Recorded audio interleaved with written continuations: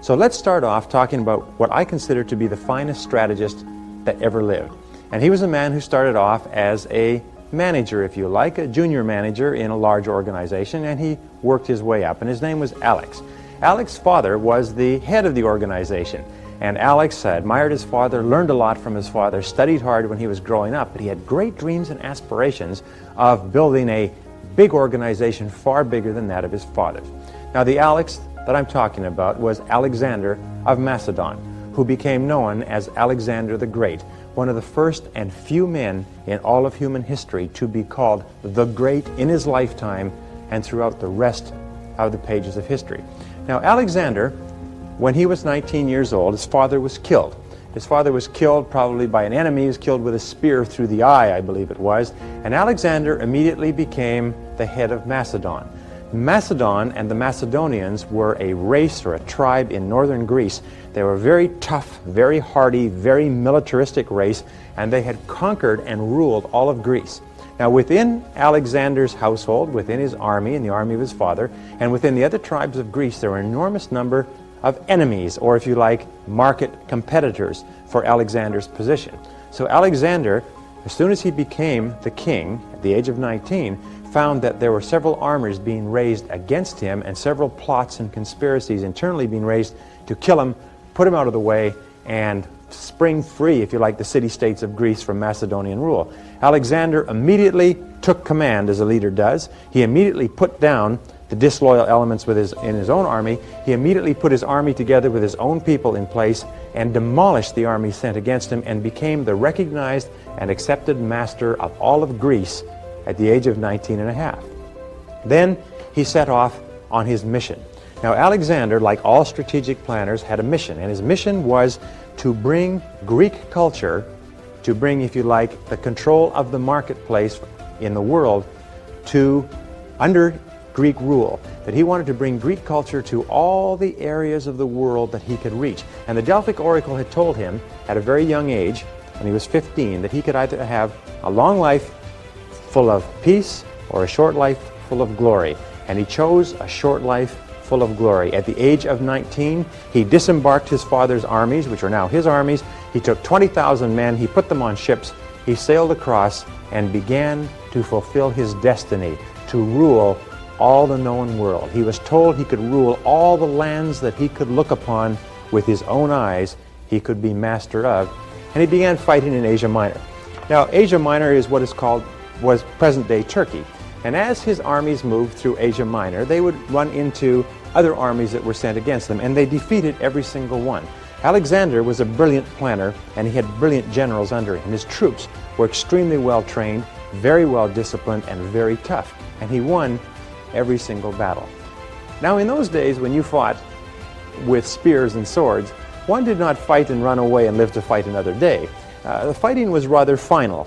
And so therefore the soldiers of the armies in the path of Alexander's advance began to hear about what had happened to the previous armies, and they found that anybody who fought against Alexander lost. And if you lost with a spear through your chest, it would be enough to ruin your whole day.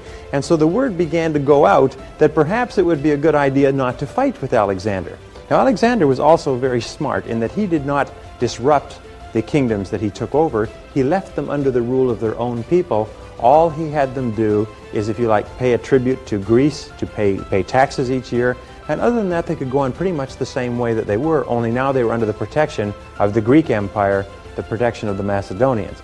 Well, as he moved further south, more and more tribes came and joined him, gave up without a fight, decided not to go to battle with him, and joined his armies, and his armies moved south. Now, the big guy on the block, the head of the biggest empire in the world at this time, was a man named Darius of Persia.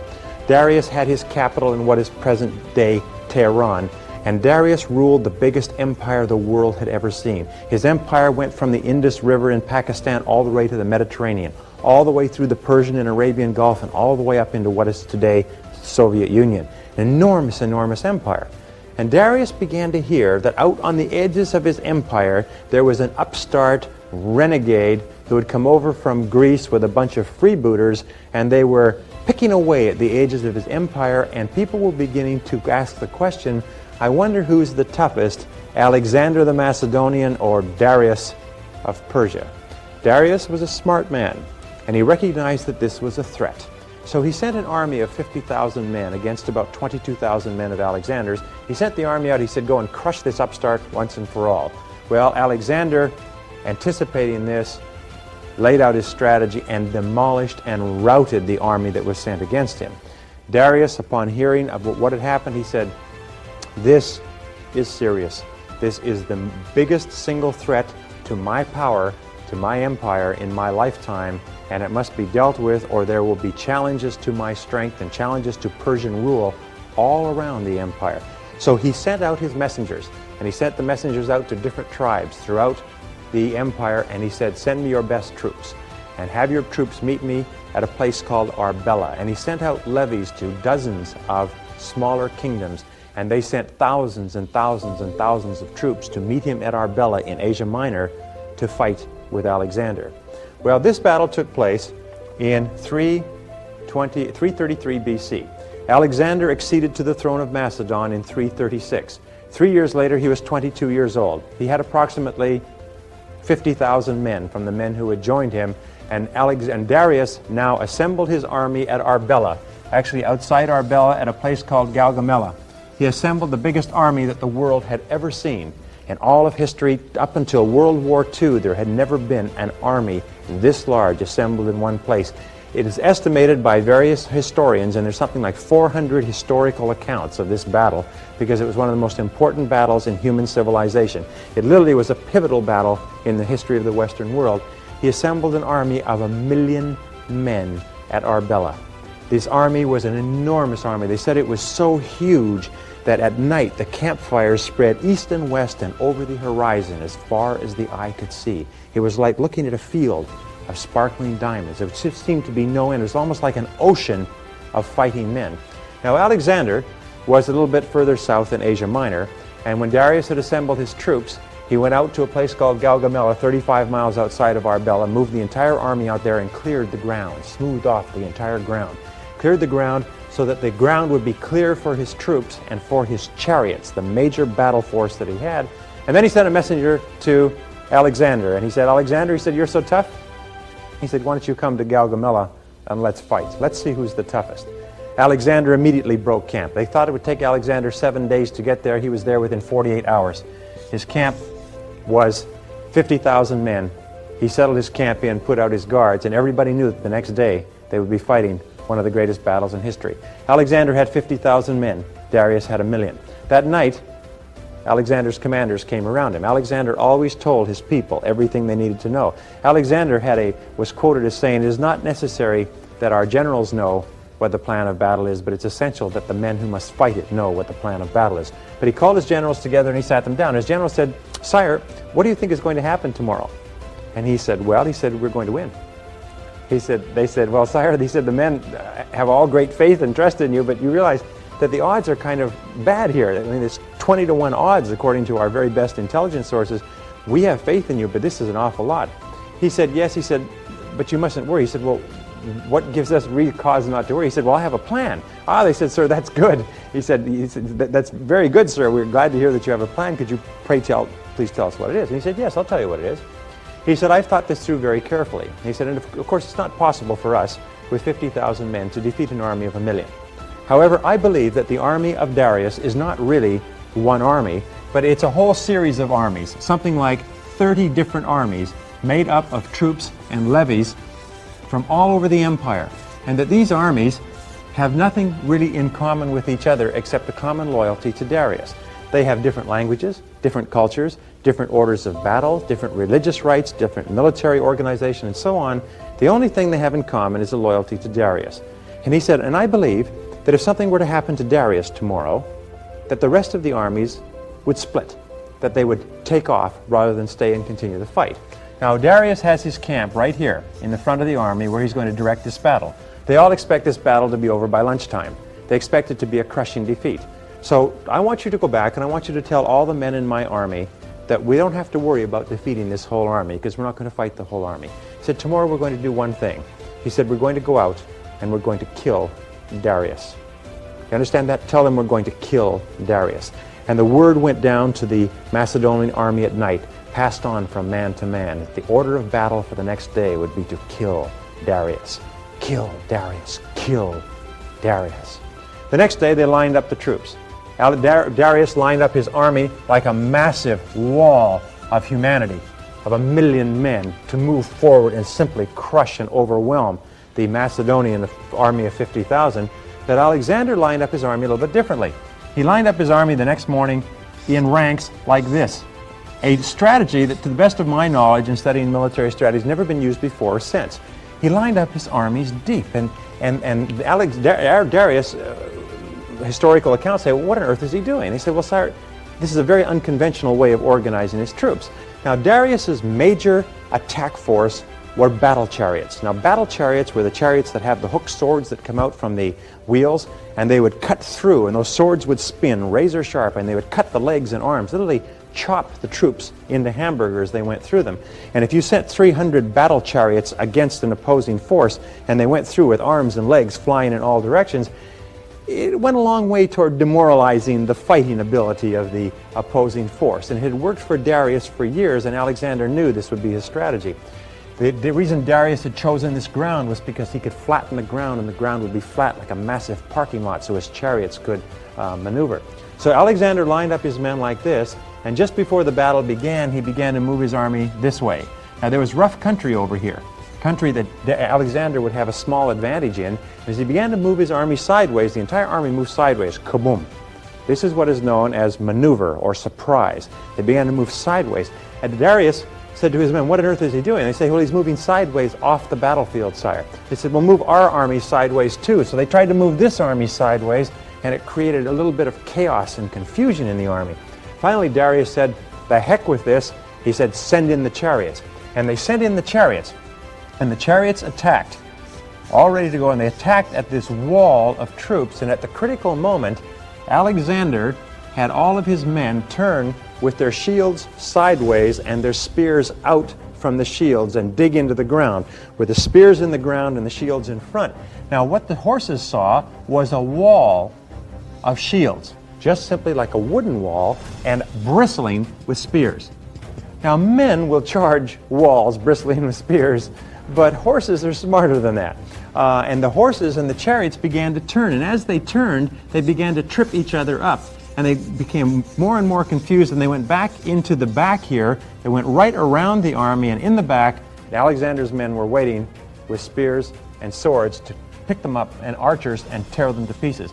And the whole charge was demolished. At this point, Darius said, this is ridiculous. What on earth is going on over there? There was some confusion. They were getting different signals. Have they broken through? Is it time to advance?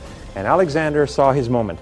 His critical moment was now, and he said, and Alexander was right here, he always led his troops. He was always the very forefront of his troops. He believed that he could not be killed, and so he always was in front. He wore white armor, he had a white plume, rode a huge black horse, and if you wanted to know where the battle was where the man on the black horse was always where Alexander was.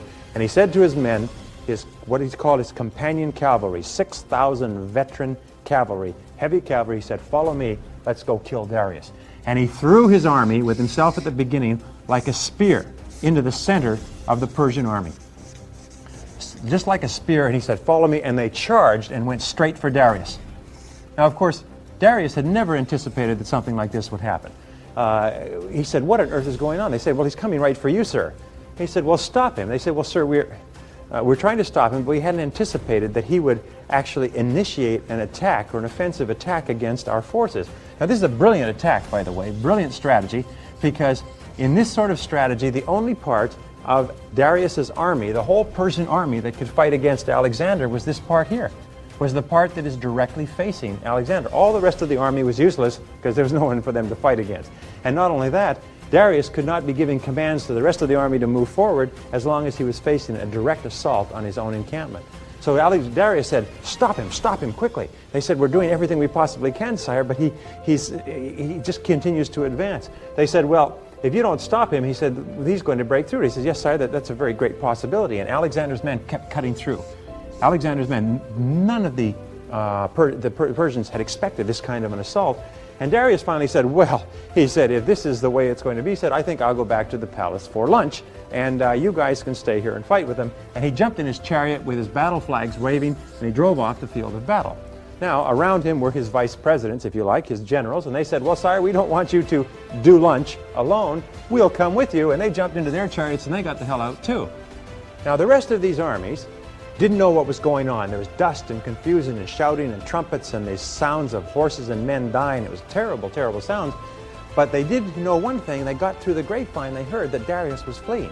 Now, these guys were not very smart, as they say. They weren't Rhodes scholars or Oxford scholars. They were pretty humble, simple, solid fighting guys, but they could add 2 plus 2. Now, the first 2 was that from everything they'd heard about Alexander, he never lost a battle, and anybody that fought against Alexander lost. And it was a terrible way to end your day. He said, number 2 is that Darius is fleeing the scene of battle. Alexander never loses, Darius is fleeing. What could that possibly add up to? It could add up to that, believe it or not, we must have lost.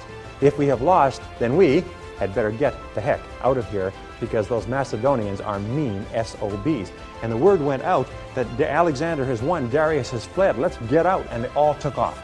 His strategy was correct. The armies took off. They fell over each other. They stumbled. Horses and men broke their legs. And then Alexander, who had anticipated this, began the advance. And his advance went straight through this.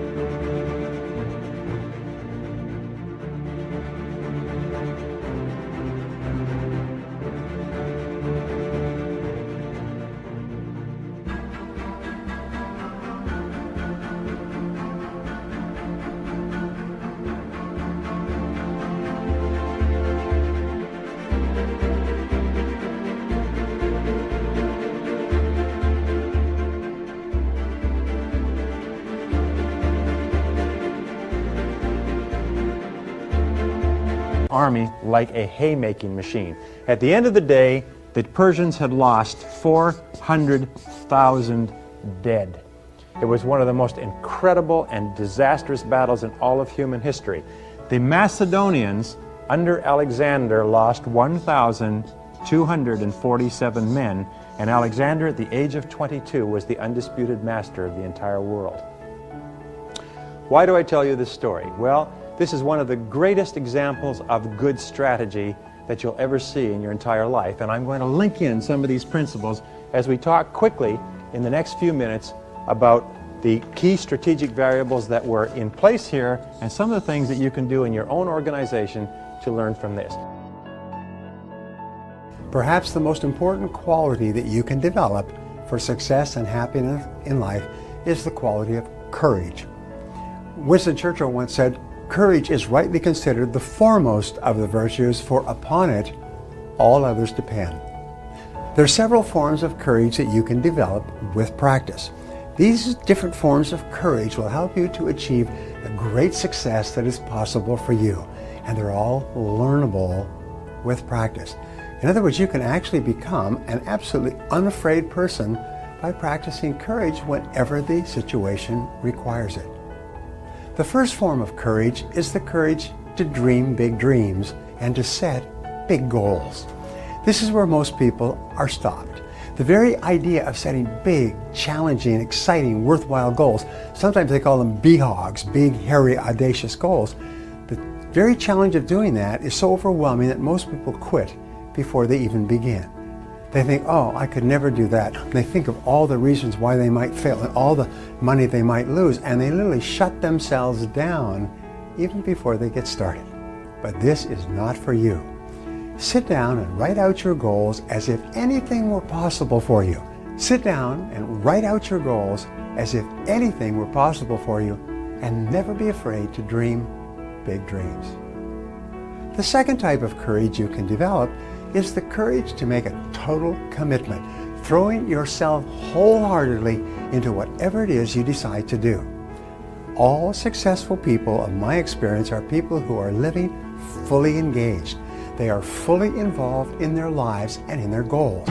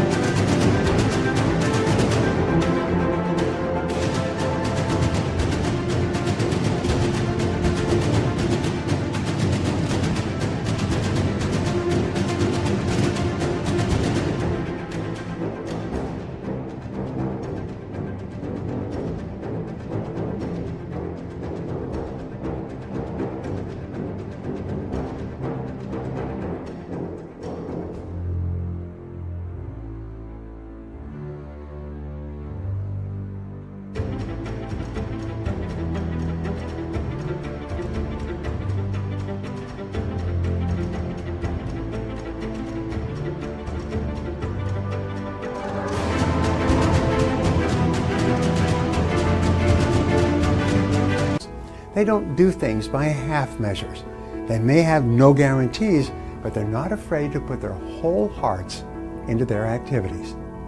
If they fail by trying greatly, not by playing it safe and wishing and hoping that everything will work out all right in the future.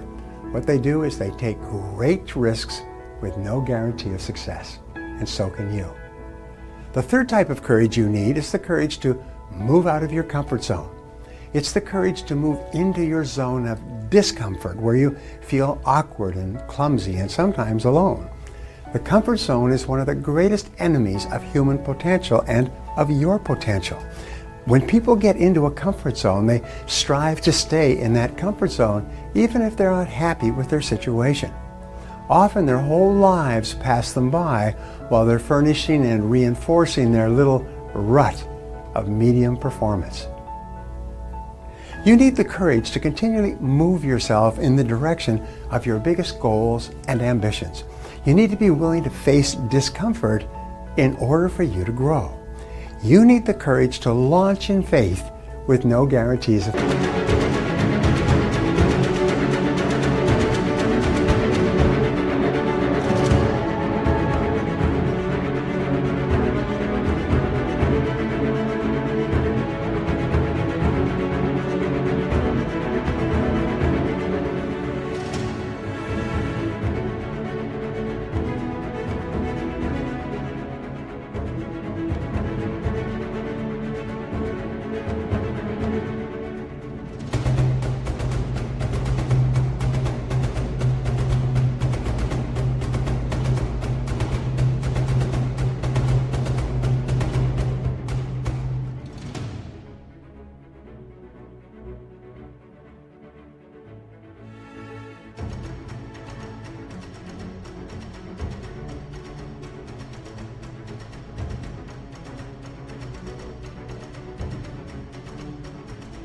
success.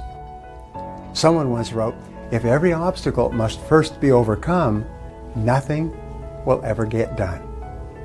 Courageous people are those who have a dream and set a goal, they make a plan, and they take the first step with no assurances and no guarantees that their efforts will result in success.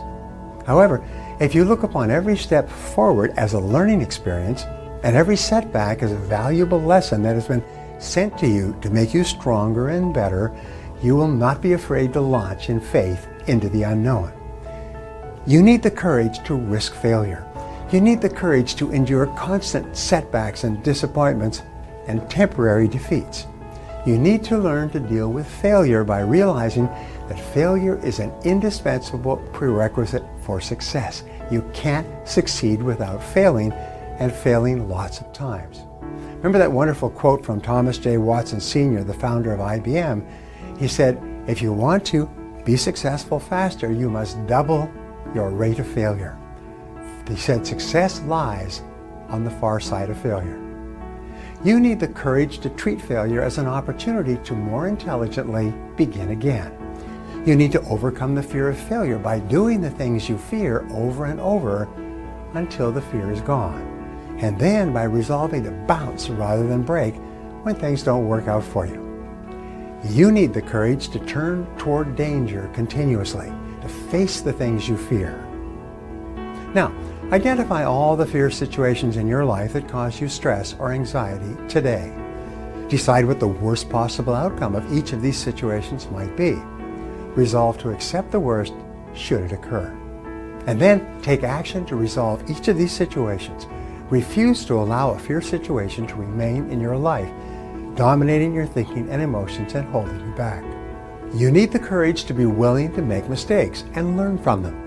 All peak performers continually make decisions, make mistakes, learn from them, pick themselves up, self-correct, and carry on. Successful people are not those who necessarily make the right decisions all the time, but by hanging in there, they make their decisions right. If they make a mistake, they accept it. They learn as much as possible from it, failing and making mistakes, and carry on. The more you fail and the more mistakes you make, the smarter you